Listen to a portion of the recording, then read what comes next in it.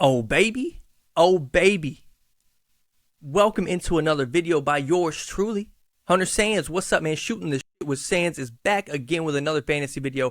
I'm pumping these out. It's July. It's about time. It's mid-July. It's about time we start doing some mocks. And I think a lot of y'all are taking advantage of the depth at wide receiver. You know what I mean? But I think that gets over-exaggerated a little bit. I'd rather have those top-notch guys. I said this in my last video. I'm still collecting data on this wide receiver meta thing because let me tell you, a lot of shit does not support it. But let's get straight to this video. Late round wide receivers I love. Number one, Diontae Johnson. Do you think it's possible for a guy coming off 140 plus targets and 169 targets to not produce eventually? Last year, he set an NFL record. You know what it was? He was the only wide receiver ever to catch 85 catches and not have a touchdown. Ever.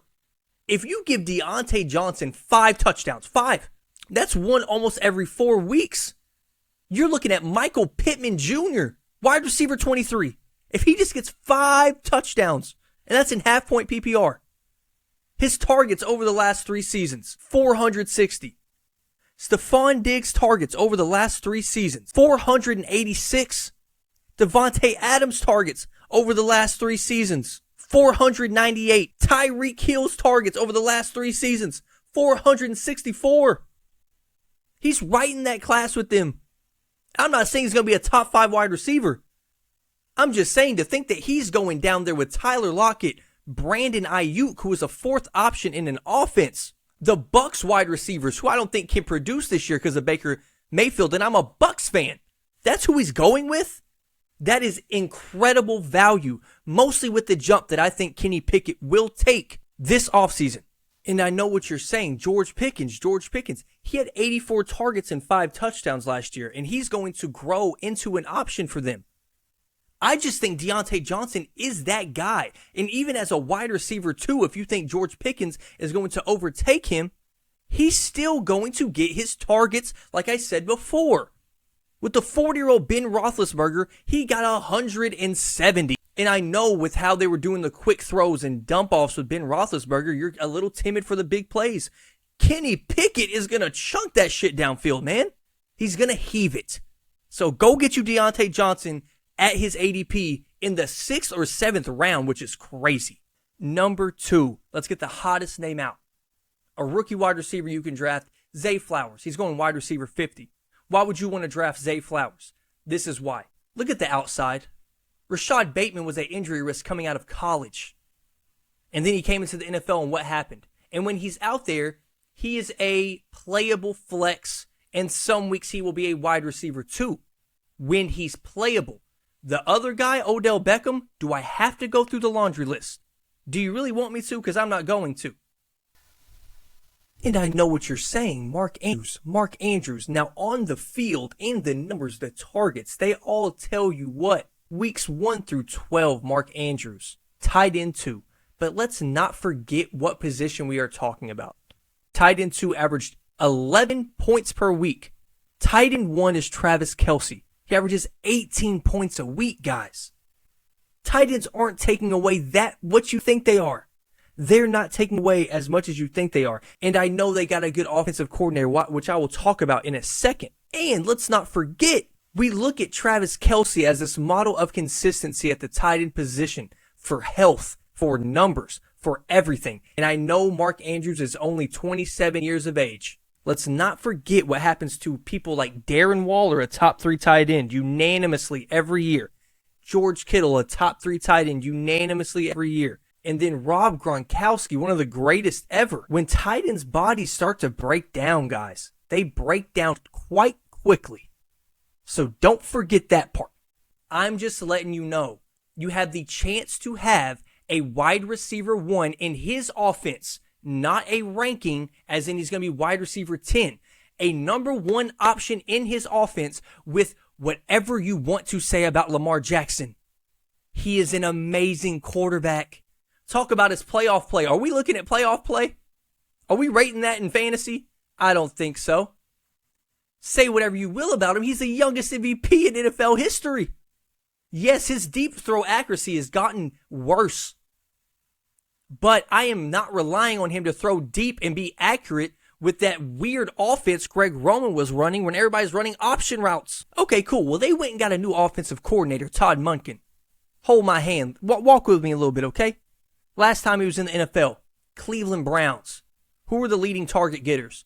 Oh, the slot receiver, Jarvis Landry, 138 targets, with Odell getting 133 targets.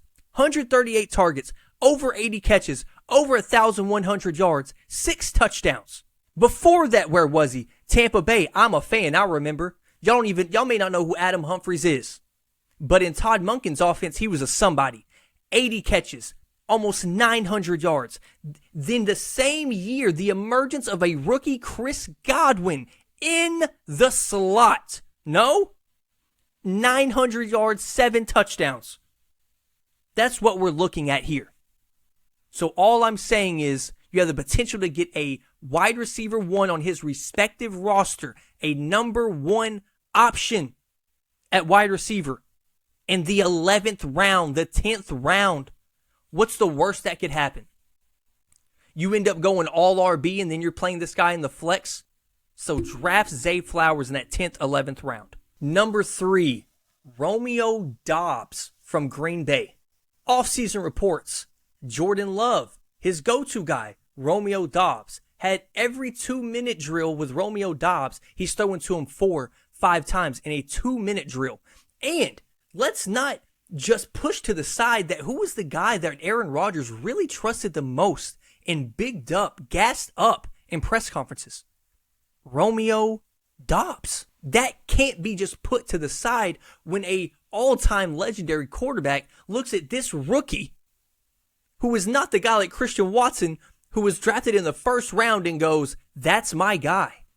That cannot be ignored. And I know you're going to go to the numbers and look at the production, but you have to realize that offense was horrible last year, man. No chemistry. Aaron Rodgers doesn't go to OTAs, doesn't get any practice in with these receivers, has no trust. Jordan Love's been there the whole time throwing to these guys. That cannot be ignored. Matt LaFleur is not just going to turn into a bum offensive coordinator, offensive play caller. I know he's a head coach, but Romeo Doubs is a great option, guys. Once again, late in the draft, he was a rookie last year. Wide receiver and corner, other than quarterback, are the hardest positions to adjust to in the NFL. Point blank, period. And I trust in this guy to get 5 to 10 targets every single week. You're looking at a guy who can get in the 10th, 11th, 12th round who's going to end up having over 100 targets at the end of the year.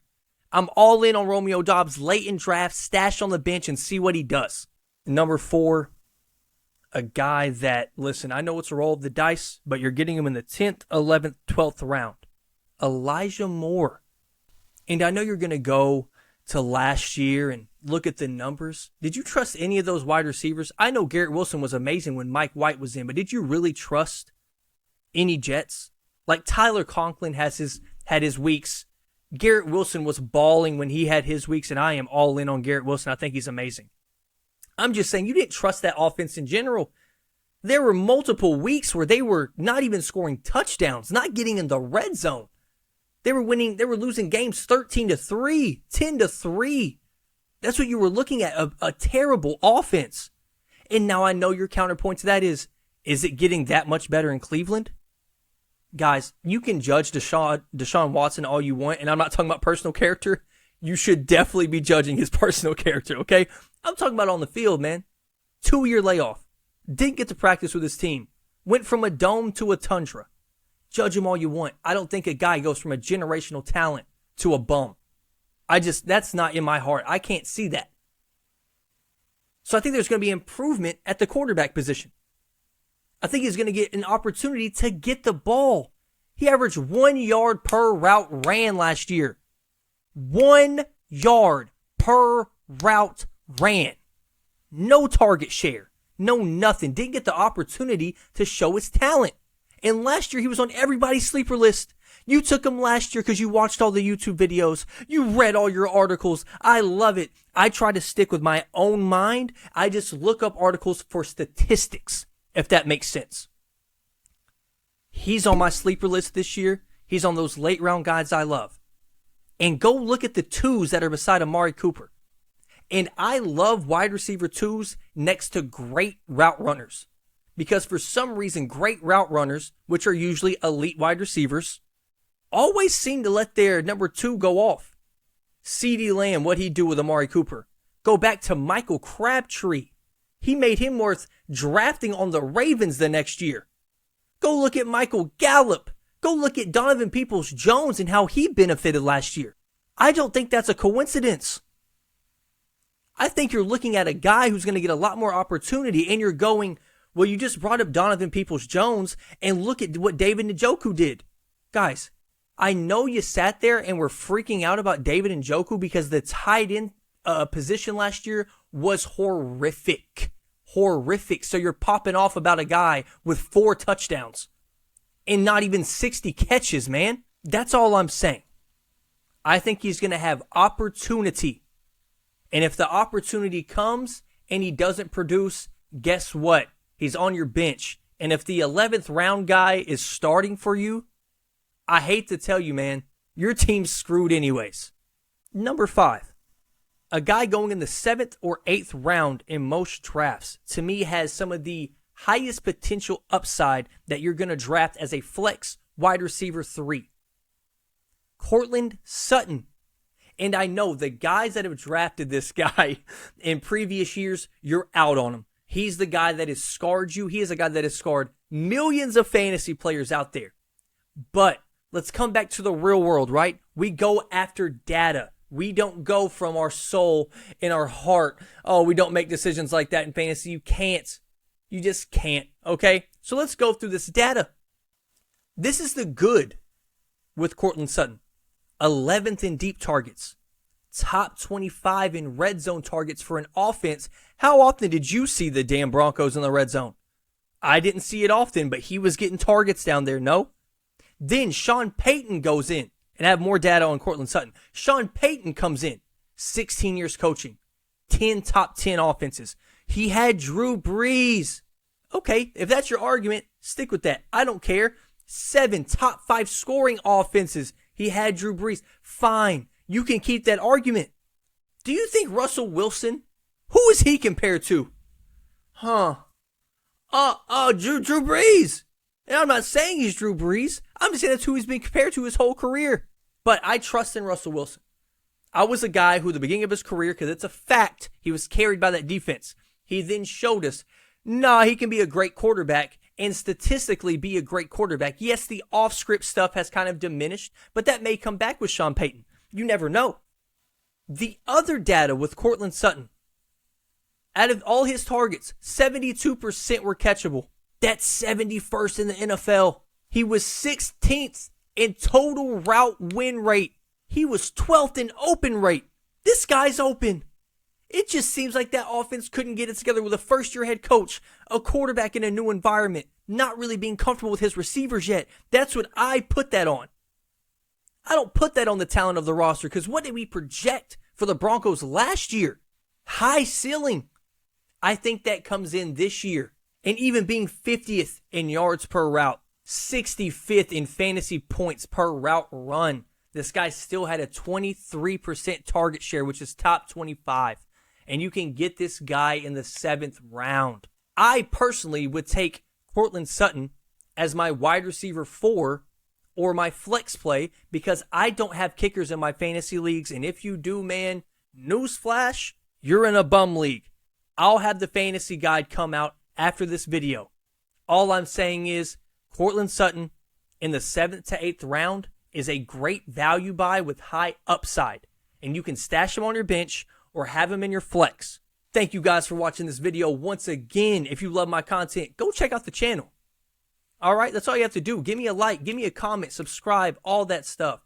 I do have an hour-long podcast. Go listen to that. Subscribe to me on Spotify. Subscribe to me on Apple Music. Download some podcasts. That helps me out. Leave a review on Apple Podcasts. I would love that. That really gets you in the algorithm. So once again, I appreciate you all. I love you all. I really do. I love you all, even if you call me an idiot in the comments. I love you. And I'm going to roast your shit if you call me dumb in the comments. With that being said, I'm out. Deuce!